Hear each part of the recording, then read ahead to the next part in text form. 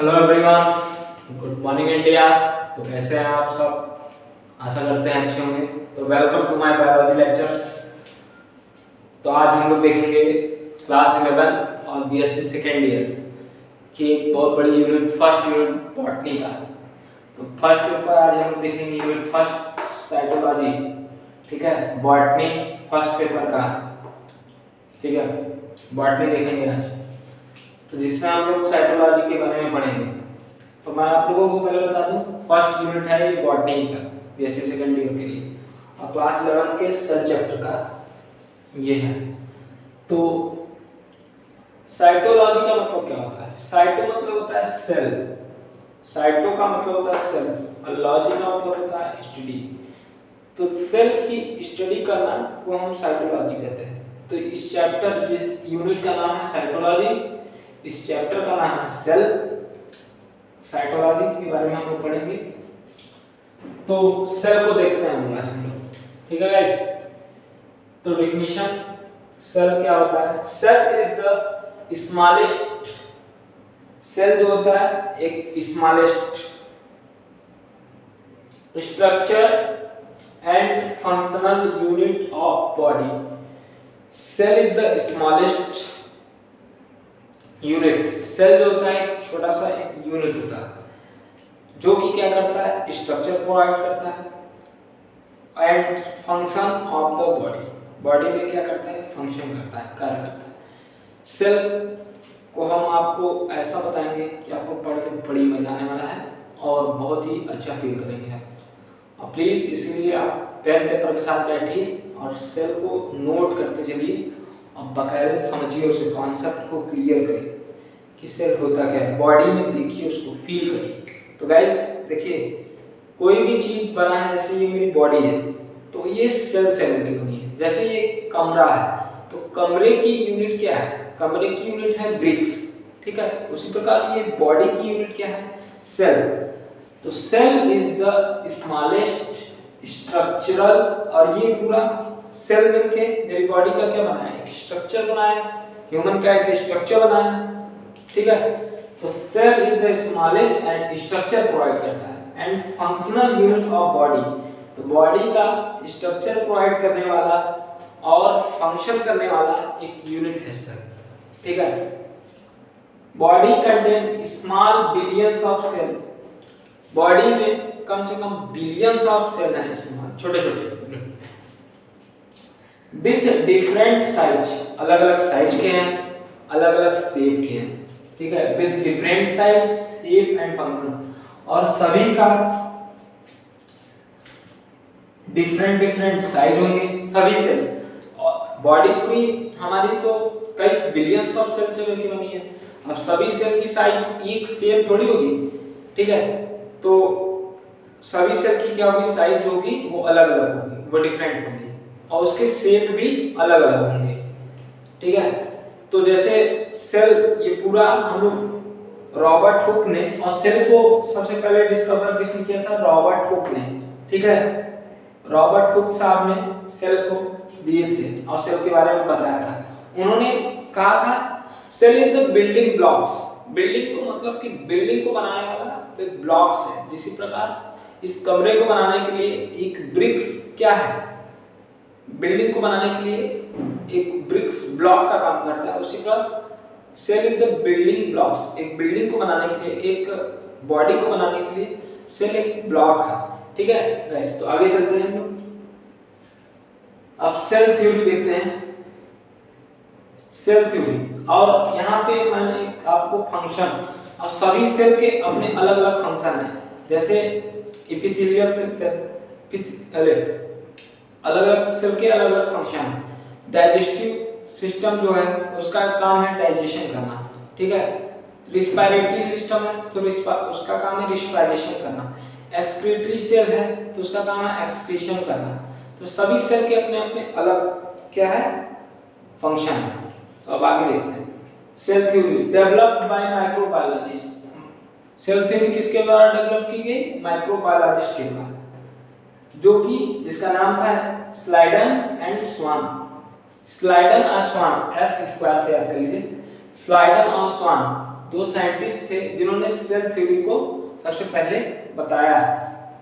ये लोग मानते थे कि जो सेल है वो एक रूम के लायक है, उनको पहली बार दिखा। About property of cell, cell theory को सबसे पहले स्लाइडर में स्वान नामक वैज्ञानिक ने अबाउट और उसके प्रॉपर्टी ऑफ सेल और उसके सेल की प्रॉपर्टी को बताया। सबसे पहले स्लाइडर में स्वान ने सेल को देखा, एक रूम लाइक स्ट्रक्चर दिखा और उसको उन्होंने क्या किया, उसके प्रॉपर्टी को सेल की में क्या प्रॉपर्टी होती है, जैसे ह्यूमन में क्या क्या प्रॉपर्टी होती है तो उसी प्रकार एक सेल में क्या प्रॉपर्टी होती है स्लाइडर में स्वान ने बताया। अब आगे हम देखते हैं क्या क्या प्रॉपर्टी होती है।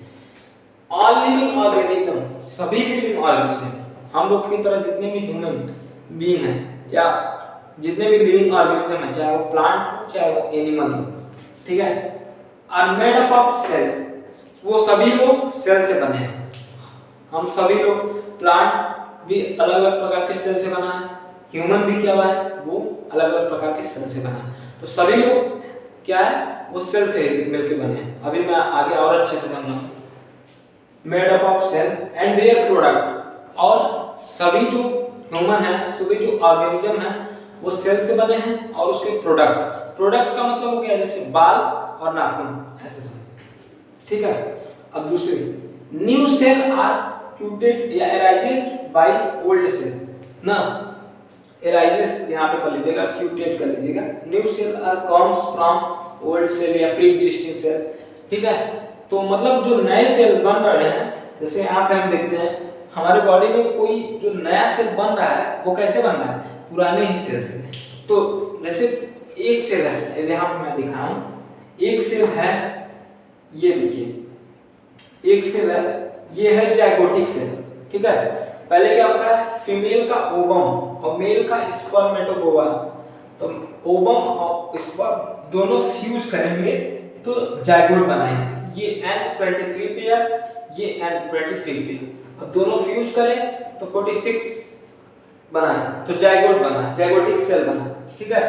फीमेल में जो एग होती है, ओवम होती है, वो सबसे बड़ी सेल होती है। मेल में जो एग होता है वो स्पर्म होता है, वो सबसे छोटी सेल होती है। दोनों को फ्यूज करने से जाइगोट बना। जाइगोट क्या हुआ, एक सेल हुआ, सिंगल सेल। अब सिंगल सेल जाइगोट जो होता है वो पूरी बॉडी बनाएगी। एक सेल माइटोसिस होगा, दो सेल बनाएंगे।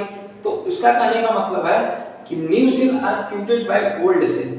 तो मतलब जो न्यू सेल, एक सेल से दो सेल बनी, वो एक ही सेल से बनी ना, वो पुराने सेल से बनी, जाइगोट सेल से बनी, ठीक है। New cells are created by old cell, मतलब एक सेल जो नई सेल है वो पुराने ही सेल से बनी है। And their product, and their product का मतलब नाखून और बाल भी। Cell are the basic building blocks of life. Cell जो है वो बिल्डिंग ब्लॉक्स है जीवन का, एक ऑर्गेनिज्म बनाने का जो है बिल्डिंग। जिस प्रकार एक बिल्डिंग को बनाने के लिए या एक कमरे को बनाने के लिए ब्रिक्स ब्लॉक्स का काम करता है, बिल्डिंग ब्लॉक्स का काम करता है। ब्लॉक्स है जैसे ईंट किसी भी कमरे को बनाने के लिए ब्लॉक्स का काम है, किसी भी बिल्डिंग को बनाने के लिए ब्लॉक का काम है। उसी प्रकार किसी भी ऑर्गेनिज्म को बनाने के लिए, किसी भी लाइफ ऑर्गेनिज्म को बनाने के लिए सेल जो है वो बिल्डिंग ब्लॉक्स है, ठीक है। अब हम लोग देखते हैं ये ओल्ड थ्योरी थी, ये सेल थ्योरी ये ओल्ड थी। अब मॉडर्न में क्या सेल थ्योरी दिया गया, अब हम लोग मॉडर्न थ्योरी देखेंगे। ये सेल थ्योरी ओल्ड थी, अब ये मॉडर्न सेल थ्योरी देखते हैं। Activity of an organism depend on total activity of independent cell.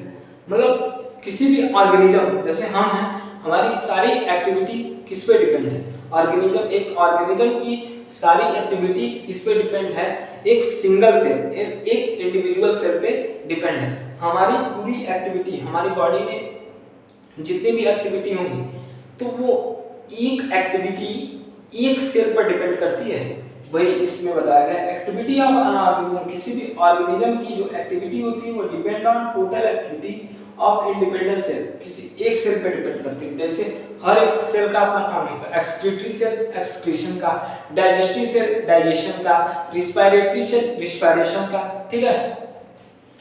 Energy flow occur in cell through break down of carbohydrate by substitution, तो मतलब कि जो क्या होता है, energy flow occur in cell, energy cell में हमको एनर्जी कहाँ से मिल रही है, जो क्या होता है वो कार्बोहाइड्रेट के ब्रेकडाउन ऑफ कार्बोहाइड्रेट, ठीक है, कार्बोहाइड्रेट के ब्रेकडाउन से।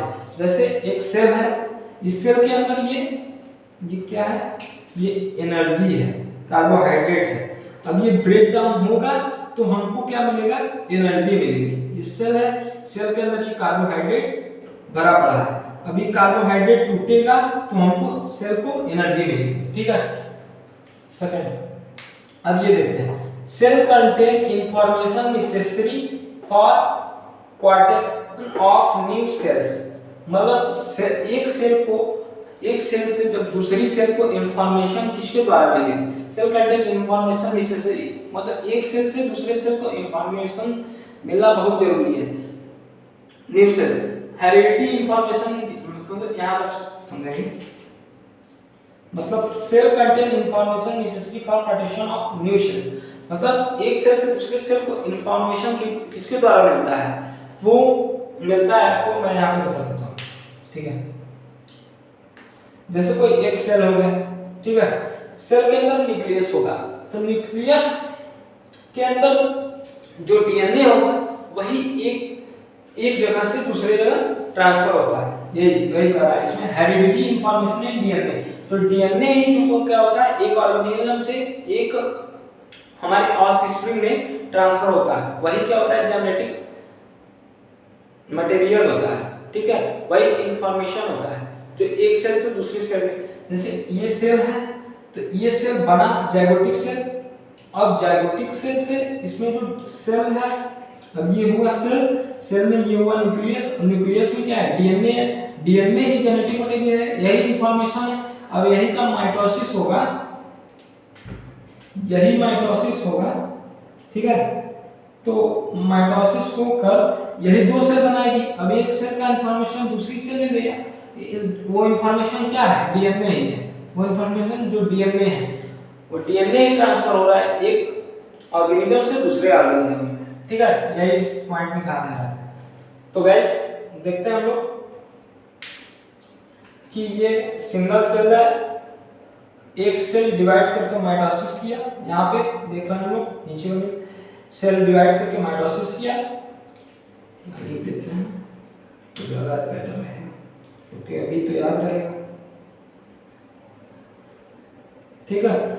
तो यहाँ पे माइटोसिस हुआ तो कई सेल बने, तो कई सेल का एग्रीगेट मिलके टिश्यू बनाता है, ठीक है। तो टिश्यू कई सेल मिलेंगे, छोटे छोटे सेल डिवाइड हो गए, माइटोसिस होगा तो टिश्यू बनेंगे, और टिश्यू से हम लोग क्या बनाएंगे, ऑर्गन बनाएंगे, ऑर्गन में स्टमक बनेगा। जैसे स्टमक कई टिश्यूज में बनता है, एपिथेलियल, कनेक्टिव, ऐसे कई टिश्यू से मिलके एक ऑर्गन बनेगा। ऑर्गन का सेल से बना टिश्यू, टिश्यू से बना ऑर्गन, ऑर्गन में स्टमक बना, ठीक है। अब ऑर्गन से क्या बनेगा, ऑर्गन सिस्टम बनेगा।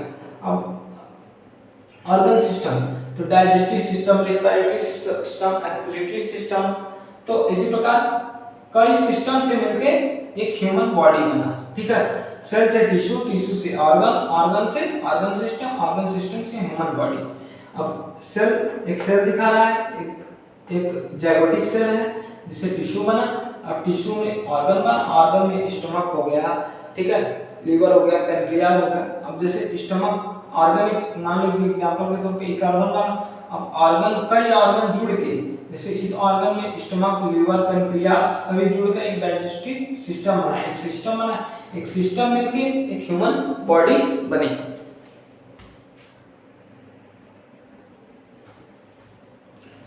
एक ह्यूमन बॉडी बनी, ठीक है गाइस। तो तब तक के लिए बाय बाय, गुड डे।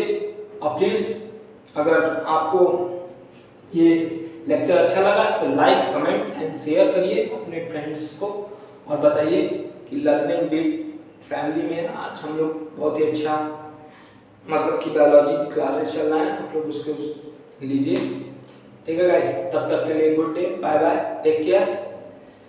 और अगले लेक्चर में मैं सेल का ही होगा, मेरा बॉटनी का ही सेल का, आगे इसके बताऊंगा सेल के स्ट्रक्चर, ठीक है, सेल में कौन कौन से स्ट्रक्चर होते हैं उनके बारे में, और बहुत ही आनंद के साथ और बहुत ही उत्साह के साथ पढ़िए, बहुत मजा आने वाला है। तब तक के लिए bye bye. Thank you all viewers of learning beat family.